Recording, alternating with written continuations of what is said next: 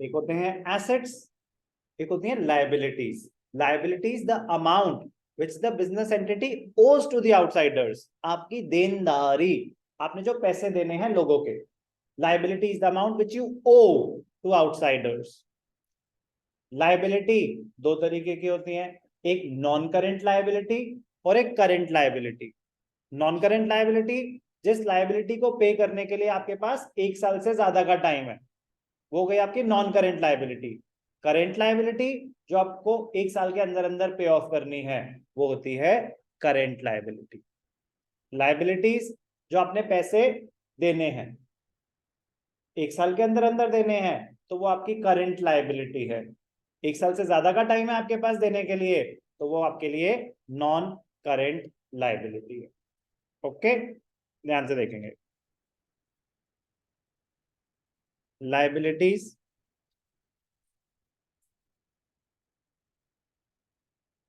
Broadly दो type की होती हैं, इंटरनल लाइबिलिटीज और एक्सटर्नल लाइबिलिटीज। इंटरनल लाइबिलिटीज को तो बोलते हैं कैपिटल, वो हम अलग से डिस्कस करेंगे, अभी हम उसके डिस्कशन नहीं कर रहे हैं। हम किसकी बात कर रहे हैं? एक्सटर्नल लाइबिलिटीज की। तो अगर कुछ मेंशन नहीं, अगर कैपिटल अलग से एग्जिस्ट करती है तो लाइबिलिटीज कौन सी हुई? टोटल या एक्सटर्नल? अगर कैपिटल का बैलेंस अलग से आपके सामने आ रहा है कि कैपिटल अलग मेंटेन्ड है, तो जो भी लाइबिलिटीज बची वो सारी की सारी कौन सी हैं? एक्सटर्नल। ओके, तो अभी मैं कह रहा हूँ कि लाइबिलिटी दो तरीके की होती है, इंटरनल और एक्सटर्नल। इंटरनल लाइबिलिटी को कैपिटल बोलते हैं, वो एक अलग टर्म है, उसको हम अलग से डील करेंगे। अभी मैं जो जितनी भी डिस्कशन करने वाला हूँ किस पे बेस्ड होगी? वो एक्सटर्नल लाइबिलिटीज। तो ये क्या है? The amount which the business entity, the amount which the business entity owes to outsiders, इसलिए एक्सटर्नल कि बाहर वालों का जो पैसा देना है। क्लियर? एक्सटर्नल लाइबिलिटी दो तरीके की होती है, एक नॉन करेंट लाइबिलिटी और एक करेंट लाइबिलिटी। एक नॉन करेंट लाइबिलिटी और नॉन करेंट लाइबिलिटीज और करेंट लाइबिलिटीज। क्या होती है non current liabilities Mitali? Non current liabilities may be paid off in more than 1 year, जिनको पे ऑफ करने के लिए आपके पास 1 साल से ज्यादा, आपकी मर्जी है, आपने इमीडिएटली देनी है दे दो, ज्यादा टाइम चाहिए ज्यादा टाइम। मैंने बैंक से 5 साल का लोन लिया हुआ है, तो वो नॉन करेंट लाइबिलिटी या current liability? Non current liability. But मेरी मर्जी है ना कि अगर मेरे पास कहीं से आ गए पैसे तो मैं 1 साल में क्लियर, ऐसे कि नॉन, नहीं नहीं नहीं सर, नॉन करेंट लाइबिलिटी है, आप इसको 1 साल से पहले नहीं दे सकते, आपकी मर्जी है। बट जिस चीज को पे ऑफ करने के लिए आपके पास 1 साल से ज्यादा का टाइम है, it will be categorise as a non current liability. Current liabilities to be paid off, to be paid off within 1 year। Okay, non current liabilities के एग्जाम्पल बैंक लोन्स। तो सबसे कॉमन एग्जांपल ही क्या है? Bank loan. तो सब लिखा है बैंक लोन 50,000, हमें कैसे पता चलेगा कि उसका टेन्योर कितना है? अजम्पशन कि अगर कुछ मेंशन नहीं है कि टेन्योर कितना है, तो आप अज्यूम करोगे वो लॉन्ग टर्म होगा, क्योंकि अगर शॉर्ट टर्म होगा तो वो खुद बता देंगे to be paid off within 1 year, क्योंकि नॉर्मली किसी भी लोन का टेन्योर 1 साल से ज्यादा ही होता है। एक इंटरेस्टिंग एग्जाम्पल डिबेंचर्स, एक इंटरेस्टिंग एग्जाम्पल डिबेंचर्स। डिबेंचर्स का मीनिंग बता सकता है कोई?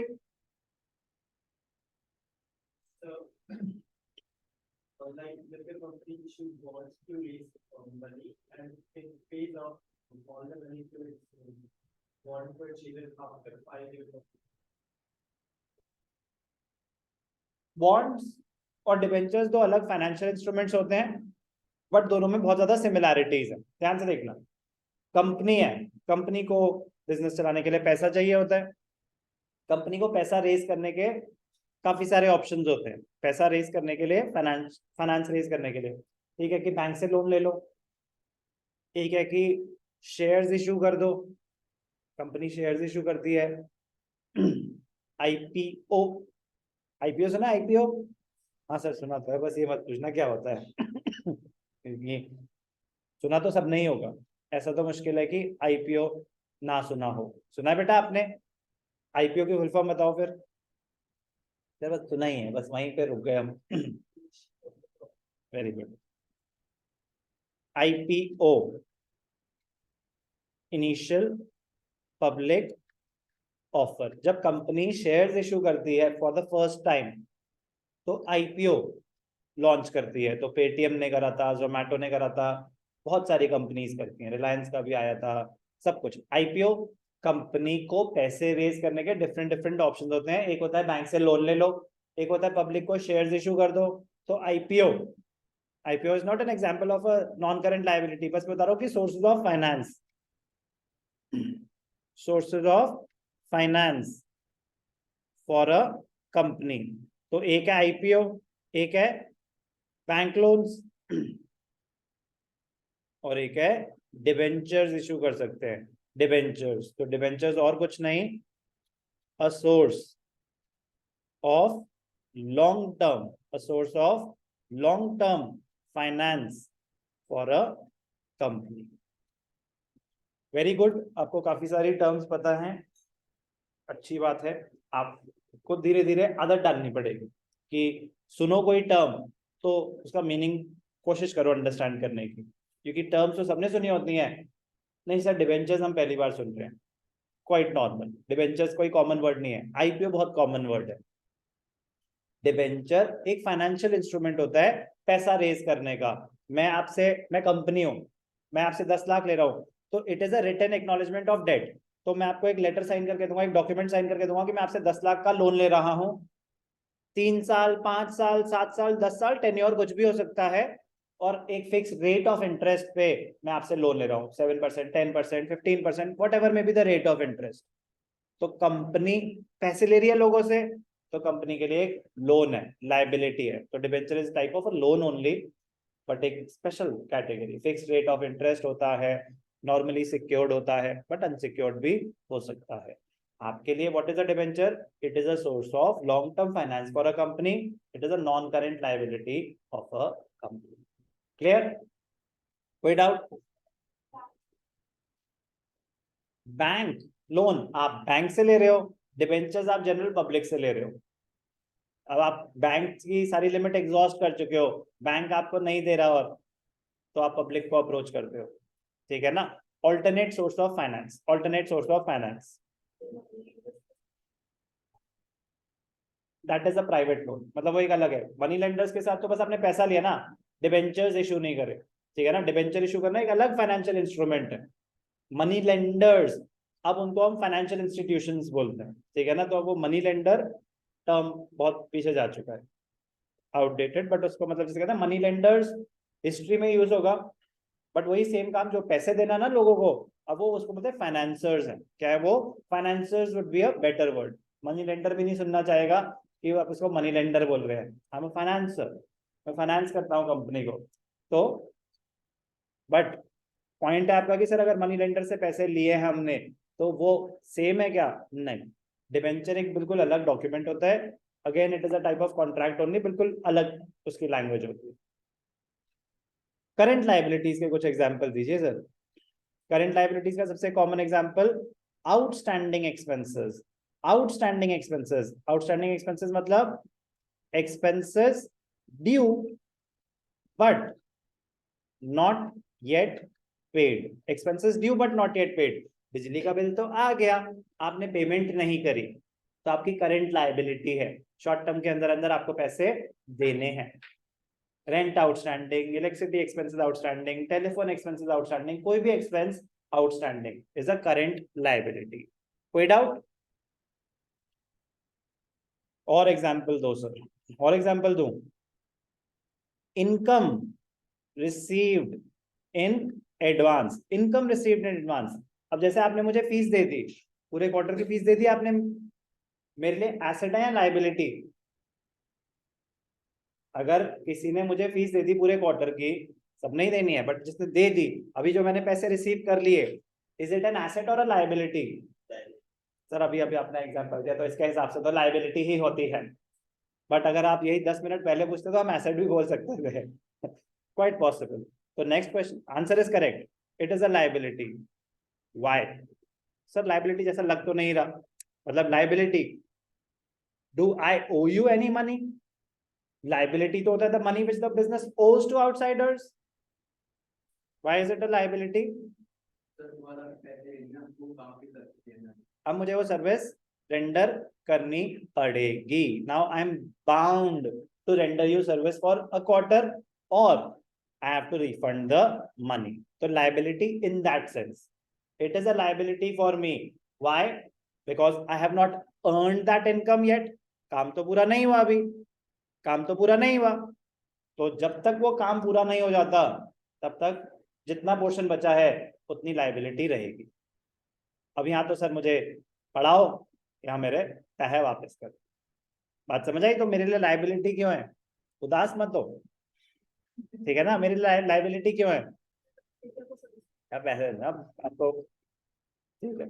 आप कुछ कहना चाहते हैं, कुछ ऐड करेंगे इस एक्सप्लेनेशन में या कवर्ड है? ठीक है। Outstanding expenses, income received in advance, very good. Creditors, creditors, creditors कौन होते हैं? कोई ट्राई करना चाहेगा?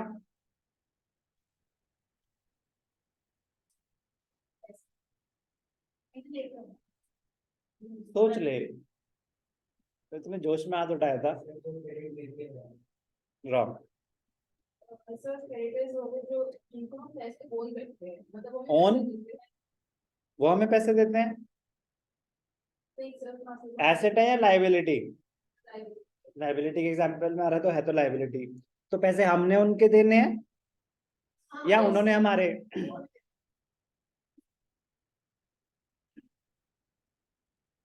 नहीं, तो हो सकता है उन्होंने हमें दिए हों, अब हमने उनके वापस करने हैं। गलत है।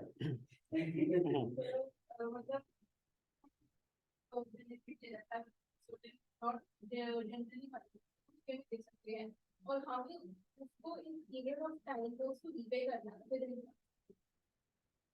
रॉन्ग।